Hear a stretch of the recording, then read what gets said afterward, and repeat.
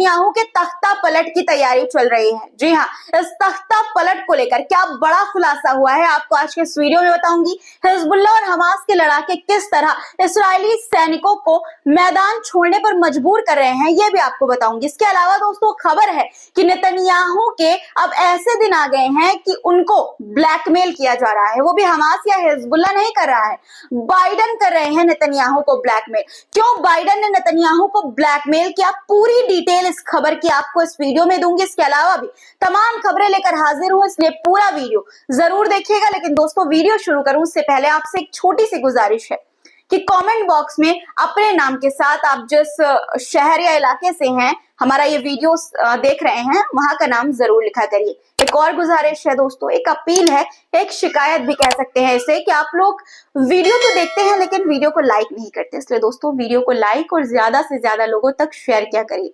चलिए अब शुरू करते हैं आज का वीडियो, लेकिन पहले एक नजर डालते हैं आज की बड़ी खबरों की हेडलाइंस पर। इस्राएल में नेतन्याहू के तख्ता पलट की तैयारी, राष्ट्रीय सुरक्षा मंत्री के दफ्तर से जुड़े 5 कर्मचारी शक के दायरे में, चोरी छिपे हथियारों की सप्लाई का आरोप।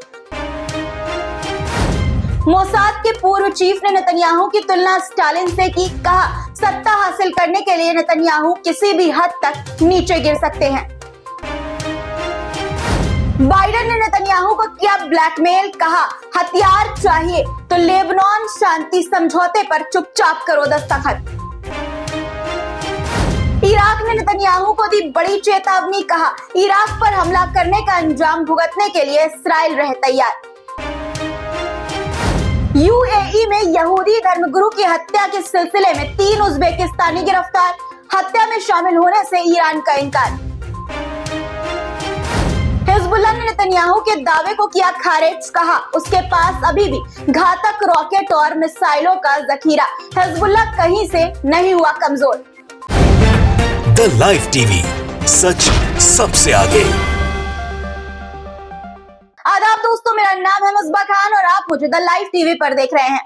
दोस्तों हमास और हिजबुल्लाह के हाथों हार से पहले क्या नेतन्याहू की विदाई हो जाएगी? क्या इस्राएल में तख्ता पलट होने जा रहा है? क्या इस्राएल में नेतन्याहू के खिलाफ बड़ा विद्रोह होने वाला है? ये सवाल इसलिए उठ रहे हैं क्योंकि दोस्तों इस्राएल में जिस तरह के गृह युद्ध के हालात बन रहे हैं उससे यही लगता है कि नेतन्याहू की विदाई जल्द ही होने वाली है। दरअसल इस्राएली राष्ट्रीय सुरक्षा मंत्री इतमार बेन-ग्वीर के दफ्तर में काम करने वाले 5 कर्मचारियों के खिलाफ पुलिस जांच कर रही है। इन कर्मचारियों पर चोरी छिपे हथियारों की सप्लाई करने का आरोप है। सवाल यह है कि हथियारों की सप्लाई ये किसे कर रहे थे? क्या इस्राएली सेना नेतन्याहू सरकार को उखाड़ फेंकने की तैयारी कर रही है? हालांकि दोस्तों इस्राएली राष्ट्रीय सुरक्षा मंत्री इतमार बेन-ग्वीर ने इससे भी बड़ा सनसनीखेज दावा किया है। इतमार बेन-ग्वीर ने दावा किया है कि इस्राएल के अटॉर्नी जनरल इसकी साजिश रच रहे हैं। जी हाँ दोस्तों, एक तरफ तो सेना नेतन्याहू की सरकार को हटाने की तैयारी में जुटी है, तो उधर अटॉर्नी जनरल पर भी इस तरह के आरोप लग रहे हैं कि वो नेतन्याहू को हटाने में तख्ता पलट की तैयारी में जुटे हैं। आप समझ सकते हैं कि इस्राएल में किस तरह के हालात बनते जा रहे हैं और नेतन्याहू के लिए क्यों ये अब खतरे की घंटी है। हालांकि नेतन्याहू ने अपनी सत्ता बचाने के लिए पूरा जोर लगा दिया है। वो हर हथकंडा अपना रहे हैं जिससे वो प्रधानमंत्री बने रहें। यकीन ना हो तो इस्राएल की खुफिया एजेंसी मोसाद के पूर्व चीफ तामिर पार्डो का ये बयान सुनिए, जिसमें उन्होंने नेतन्याहू को जमकर लताड़ा है। क्यों लताड़ा वो अब आपको मैं बताती हूँ। दरअसल मोसाद के पूर्व चीफ के मुताबिक उनके हाथ एक ऐसा वीडियो लगा है जिसमें नेतन्याहू ने देश की सुरक्षा से जुड़ी संस्थानों पर देशद्रोह का आरोप लगाया है। तामिर ने कहा कि शुरुआत में तो उन्हें यकीन नहीं हुआ कि नेतन्याहू ऐसा कर सकते हैं। उन्हें लगा कि ये ईरान की एक चाल है और एआई के जरिए वीडियो से छेड़छाड़ की गई है, लेकिन ऐसा बिल्कुल भी नहीं था। वो वीडियो सच्चा था, एआई जनरेटेड नहीं था। उन्होंने नेतन्याहू की तुलना रूस के स्टालिन से की, जिन्होंने सत्ता हासिल करने के लिए टॉप सुरक्षा अधिकारियों की जान ले ली थी और जिसकी वजह से लाखों लोग मारे गए थे। पार्डो ने कहा कि नेतन्याहू भी अब स्टालिन के नक्शे कदम पर चल रहे हैं और इस्राएल में कुछ इसी तरह के हालात होने वाले हैं।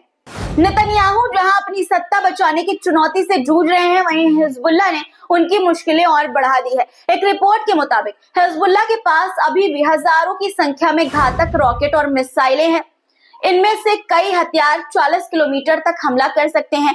इस्राइल ने हिजबुल्लाह के 1,50,000 रॉकेट और मिसाइल, तकरीबन 20% हथियारों को तबाह कर दिया था, ऐसा दावा करा था। हालांकि दोस्तों, इस्राइल का तो यह भी दावा था कि उसने हिजबुल्लाह के 80% तक हथियार तबाह कर दिए हैं, लेकिन बावजूद इसके हिजबुल्लाह के पास अभी भी हथियार का जखीरा मौजूद है। इन आंकड़ों से साफ है कि हिजबुल्लाह कहीं से कमजोर नहीं हुआ है, जैसा कि नेतन्याहू आए दिन दावा करते रहते हैं कि हिजबुल्लाह को कमजोर कर दिया गया है।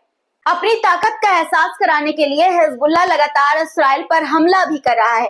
हिजबुल्लाह के हमले के मद्देनजर इस्राइली इलाके साफेद, रोश पीना, हदजोर, हगाल, लिलिट में स्कूल को बंद कर दिया गया है। दक्षिणी लेबनान में हिजबुल्लाह इस्राइली सैनिकों के सामने कड़ी चुनौती पेश कर रहा है। दोस्तों, खुद 7वीं बख्तरबंद ब्रिगेड के कमांडर ने ये बात कबूली है। इस्राएली सेना के अधिकारी ने कहा कि घर और अंडरग्राउंड में छिपे लड़ाके उन पर बड़ा हमला कर रहे हैं, ड्रोन से भी अटैक कर रहे हैं, जिससे इस्राएली सैनिकों को आगे बढ़ने में मुश्किलों का सामना करना पड़ रहा है। उन्होंने कहा कि इस्राएली सैनिकों को ठंड की चुनौती से भी निपटना पड़ रहा है और हालात दिनों दिन बिगड़ते जा रहे हैं। वहीं गजा युद्ध में इस्राएली सैनिकों के पसीने छूट रहे हैं।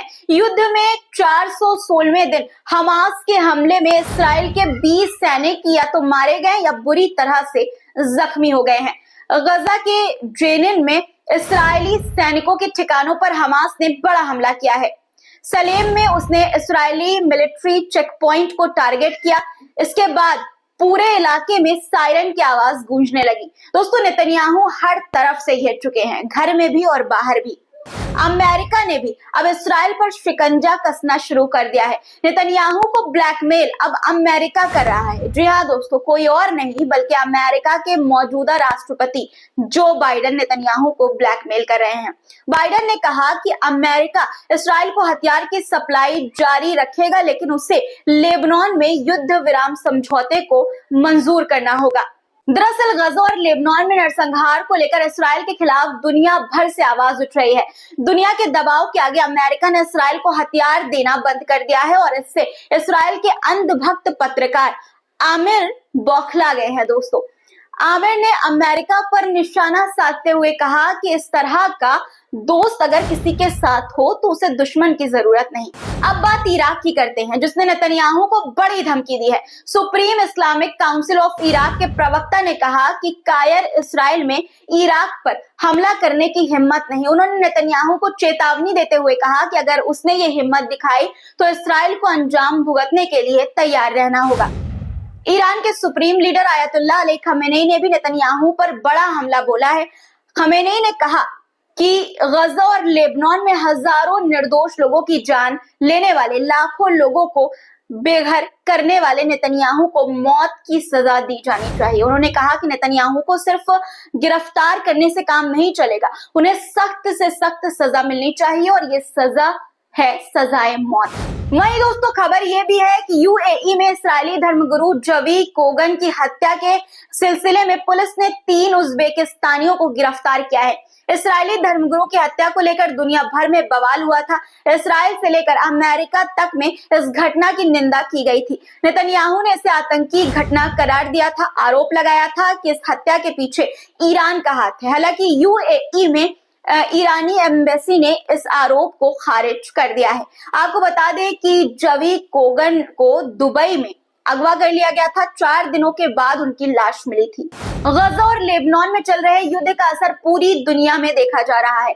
जर्मनी में इस बात की आशंका जाहिर की जा रही है कि कहीं एम्स्टर्डम जैसी हिंसा बर्लिन में ना हो जाए। दरअसल बर्लिन में Maccabi Tel Aviv basketball match होने वाला है। जर्मनी में रहने वाले यहूदी समुदाय इस बात से डर रहे हैं कि मैच के दौरान यहूदियों पर फिर से हमला हो सकता है। यानी कि दोस्तों, डर के मारे यहूदियों की इस वक्त हालत खराब है। हमले के डर से वो स्टेडियम न जाकर टीवी पर मैच देखने का मन बना रहे हैं। दोस्तों आज के लिए इतना ही। आज का हमारा वीडियो आपको कैसा लगा कमेंट बॉक्स में जरूर लिखिएगा। आपका अगर कोई सुझाव हो तो प्लीज जरूर शेयर किया कीजिए। आपका प्यार, आपके सुझाव हमारे लिए बेहद कीमती हैं।